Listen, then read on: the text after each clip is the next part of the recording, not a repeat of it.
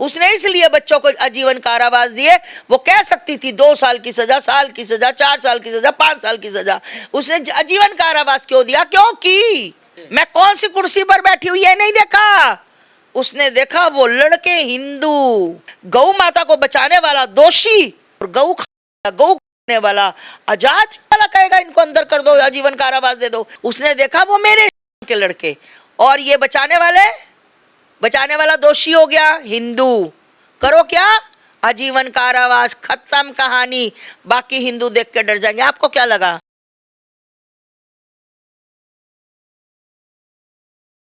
कौन सी गुंडागर्दी की? अगर गौ माता के ट्रक उन्होंने पकड़े तो उसको गुंडागर्दी कहोगे? पत्रकार महोदय, आपको भी शर्म आनी चाहिए। आप एक हिंदू हो, मतलब एक गौ माता के ट्रक यहाँ पर हजारों पकड़ते हैं और कई बार क्या होता है जो गौ तस्कर होते हैं उनके पास नकली बंदूक होती है, वो गौ रक्षकों पर गोली भी मार देते हैं, है ना। ये तो स्वाभाविक बात हुई कि लड़ाई हुई, मुठभेड़ हुई, आपस में हाथापाई हुई, एक मर गया। अगर यही हिंदू मरता तो तुम मेरे पास नहीं आते। पत्रकार महोदय, तुम भी नहीं आते, तुम भी सेकुलर हो। यहाँ मुसलमान मरा, तुम आ गए। मुसलमान क्या कर रहा था? पाप ही कर रहा था। गौ माता के लिए पाप ही कर रहा था, कटवाने के लिए ले जा रहा था, बेचने के लिए लेकर जा, उसका मांस लेकर जा रहा था।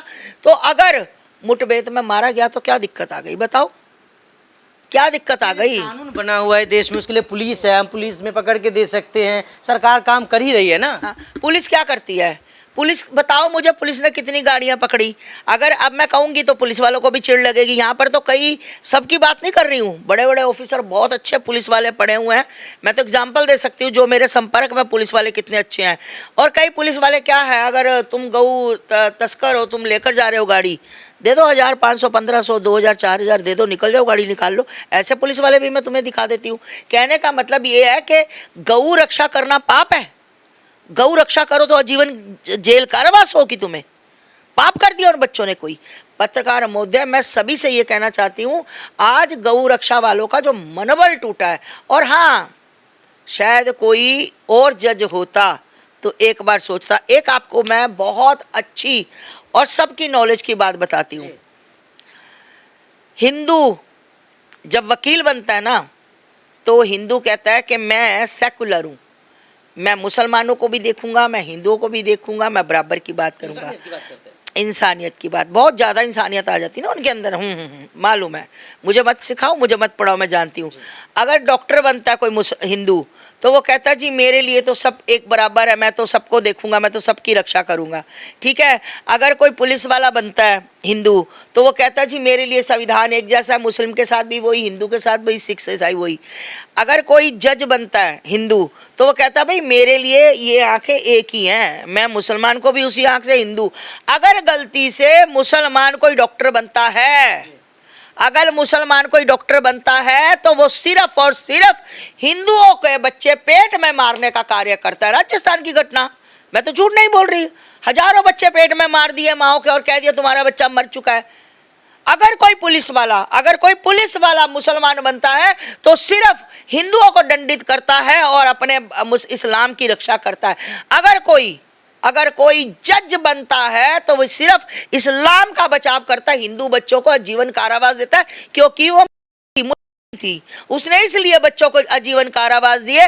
वो कह सकती थी 2 साल की सजा, साल की सजा, 4 साल की सजा, 5 साल की सजा। उसने आजीवन कारावास क्यों दिया? क्योंकि उसके घर में हो सकता है गऊ ना मिल रही हो खाने के लिए, हो सकता है कि वो गौ माता का मिल रहा हो, इसलिए इस्लाम की थी। उसने बच्चों का कसूर देखा, उसने इंसानियत नहीं देखी। उसने तब अपना जजपन नहीं देखा कि मैं जज हूं, मैं कौन सी कुर्सी पर बैठी हुई है नहीं देखा।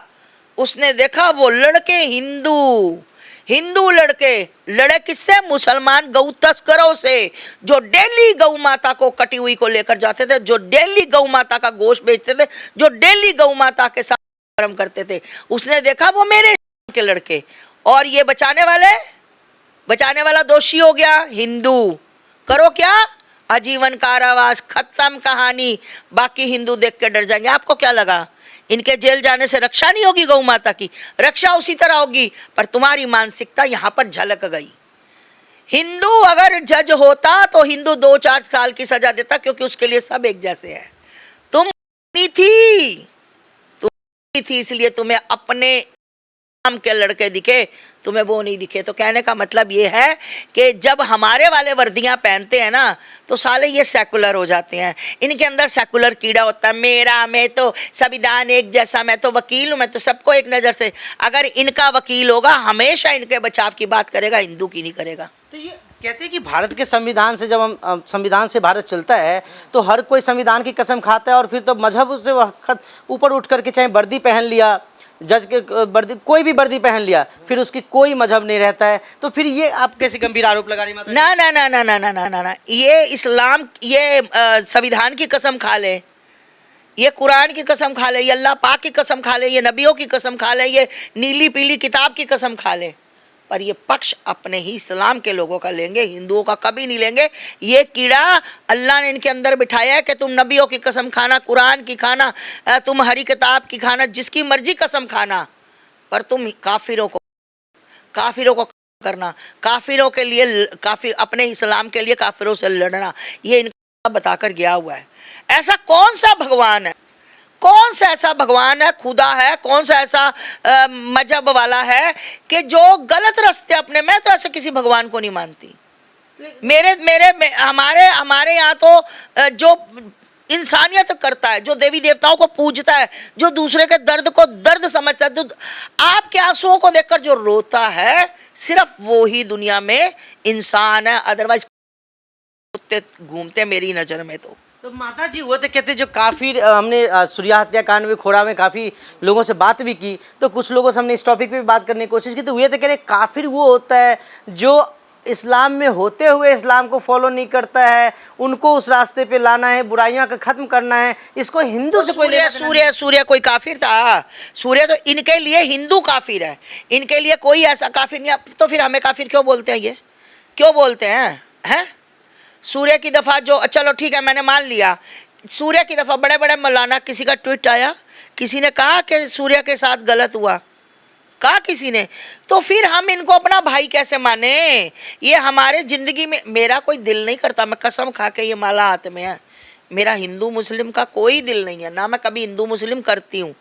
मैं सिर्फ अपनी पीड़ा व्यक्त करती हूँ कि मेरे, जब मैं जवान जवान बच्चों की लाशें देखती हूँ ना, तो मेरे अंदर वो दर्द होता है। जब बच्चियों के साथ बलात्कार देखती हूँ ना, तो वो पीड़ा होती है।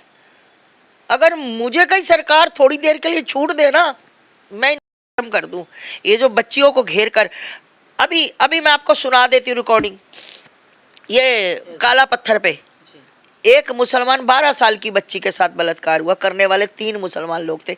मैंने उसको कहा कि भैया टेंशन मत लेना, बिल्कुल टेंशन मत लेना, हमारे लिए बच्ची हिंदू की हो, सिख की हो, ईसाई की हो, इस्लाम की हो, बच्ची हमारे लिए वो बेटी बेटी है ना। तो मैंने कहा भैया बताओ मेरे लायक सेवा, तो उन्होंने कहा कि अमित राठौर भैया ये केस देख रहे हैं, तीनों को जेल हो गई है, मेरे ख्याल पोस्को केस में गए हैं। तो भाई दुख ना हो मुझे, जबकि बच्ची मुस्लिम थी तो भी आप, हाँ, तो बच्ची 12 साल की बच्ची को रात को उठाकर ले गए और पीछे झाड़ियों में जाकर 3 मुसलमानों ने शायद दूर नज़दीक की रिश्तेदारी में उसका कर दिया, हाँ, तो उसके साथ ये काम किया। तो क्यों भाई, क्यों? मेरे को हिंदू मुस्लिम का शौक नहीं है, मुझे कोई फंडिंग नहीं देता कि तुम मुसलमानों को गाली दो, माता जी हम आपको कुछ देंगे, नहीं। मैं कसम खाकर कहती हूँ, मेरा ठाकुर जी मेरे सामने, मेरी माला मेरे गले में, मेरा दिल नहीं करता, पर जब मैं देखती हूँ कि तरुण कटीका की कोई गलती नहीं थी, उस नौजवान बच्चे को तुमने इतनी बेरहमी से मारा, तो मेरा दिल करता तुम सबको मार दूं। जब तुमने सूर्य की बिना गलती के ये मारा कि ईद कैसे बकरा हलाल करते हैं, आ तुझे दिखाए, तब मेरा दिल करता तुम सबको मार दूं। मेरी पीड़ा पे पीड़ा होती है, जब तुम दुष्कर्म करते हो ना, तब मुझे पीड़ा होती है, तब मेरा दिल करता कि तुम्हें मैं जान से मार दूं, तुम्हें खत्म कर दूं, तुम्हारा दुनिया से नामो निशान। एक बंदा बाहर निकल के नहीं कहता कि भाई इस बंदे को मारना चाहिए, इसने सूर्य को मारा, इसने तरुण को मारा, नहीं। बचाव में लोग आते हैं, बचाव में खड़े हो जाते हैं आके, जबकि कहना चाहिए कि गलत को गलत। रोड प्रदर्शन करो, जाम करो, जगह जगह प्रदर्शन करो, और उस जज को जज बदलेगी और लड़कों को सजा कम करवाने की मांग रखो हिंदुओं, नहीं तो याद रखना गौ रक्षा करना तुम्हारे लिए भारी हो जाएगा। अगर आज इन 14 लड़कों की आवाज नहीं उठाई, रोज रोज तुम्हारे बेटे जाएंगे, रोज तुम्हारे भाई जाएंगे, तुम्हारे बंधु जाएंगे और छुड़ाने वाला कोई नहीं होगा, क्योंकि आदत पड़ गई जजों को। कर दो आजीवन कारावास। क्यों? इसके बाप का राज है, इसके बाप का राज है। गौ माता को बचाने वाला दोषी और गौ खाने वाला आजाद, वो कहेगा, गौ वाला कहेगा इनको अंदर कर दो, आजीवन कारावास दे दो। ये कलयुग, घोर कलयुग है। बच्चों ने ट्रक के ट्रक बचाए, 14 बच्चों ने जानें बचाई गौ माता की। उनका गोश्त जब बेचे जा रहे थे वो छुड़वाए और उनको आजीवन कारावास। गौ माता कह रहे हैं कि आजीवन कारावास। घोर कलयुग। कहां हिंदुओं, कहां तुम्हारा दुष्कर्म तुम्हारे साथ होगा, कहां तुम्हारा शोषण होगा, तुम्हारी बहन बेटियों को शोषण। कब तक मौन रहोगे, कब तक ऐसे मरते रहोगे, सहते रहोगे? याद रखना एक दिन धरती से तुम्हारा नामो निशान मिट जाएगा। अपने हक के लिए अगर लड़ना नहीं सीखे ना तो ये बहुत जल्दी पतन होने वाला तुम्हारा। याद रखना, गौ रक्षा करने वाला और गौ का वाले ने एक गौ रक्षा वाले को अंदर करवा दिया। गौ का वाली ने, गौ का गोश्त वाली ने गौ बचाने वालों को अंदर करवा दिया। ये हिंदुओं, तुम्हारी हार का पतन है। अगर निकलो और आवाज उठाओ और दहाड़ो अपने भाइयों के लिए और जेल से बाहर निकाल के लाओ, तब तुम सच्चे हिंदू हो गए। भाई आज तुम्हारी हर सनातनी की जरूरत है, चाहे वो 13 साल का, चाहे वो 30 साल का, चाहे वो 33, चाहे 300 साल का। बाहर निकलो और लड़ो, अपने हक के लिए लड़ो। एक पंजाबी में कहावत है, साडा हक इत्थे रख।